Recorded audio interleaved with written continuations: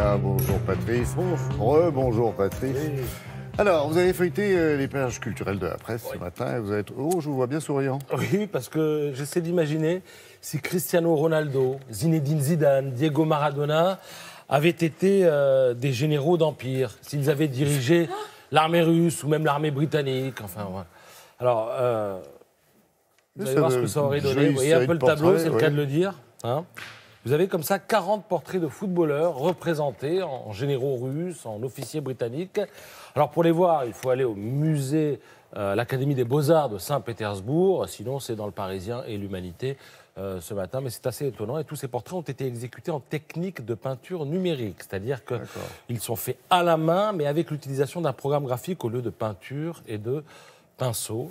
Voilà, l'exposition dure jusqu'au 5 juillet prochain. Avis donc aux supporters qui ont fait le déplacement, c'est à Saint-Pétersbourg. Et c'est un artiste italien qui a pondu ça. Un mondial sans l'Italie, ce ne serait pas vraiment un mondial. Donc voilà, il fallait que l'Italie participe d'une manière ou d'une autre.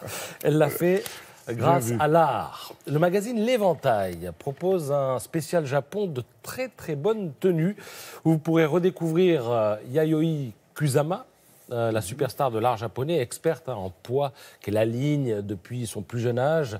C'est ainsi qu'enfin elle échappait aux hallucinations. Vous pourrez découvrir, en tout cas c'est mon cas, Takashi Murakami, figure majeure de l'art contemporain. Alors, lui, il m'avait échappé, avec ce chapeau. Voilà. On flirte avec le pop art. Avec lui, même. c'est un peu particulier.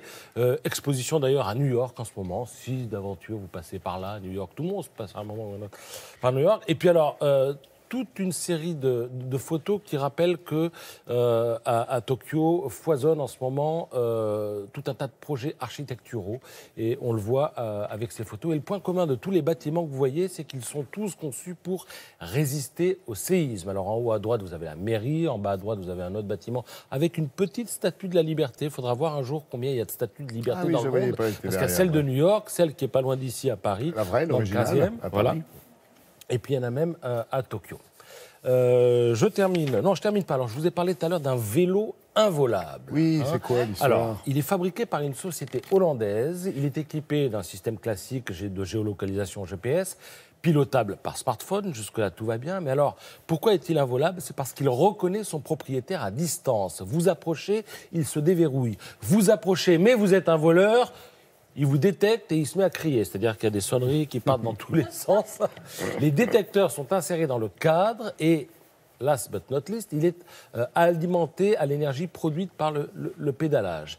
Donc, si vous le volez, en plus, la boîte qui vous l'a vendu s'engage à dépêcher ce qu'elle appelle des bike hunters, des chasseurs de vélos, pour le retrouver. Ils sont même allés en chercher un jusqu'au Maroc récemment. Le problème, c'est le prix, 900 €. Ou alors 19 € par mois. C'est pas donné, mais ça mérite d'être essayé. La boutique ouvre bientôt, c'est-à-dire dans le Parisien ce matin. Super info, merci Patrice.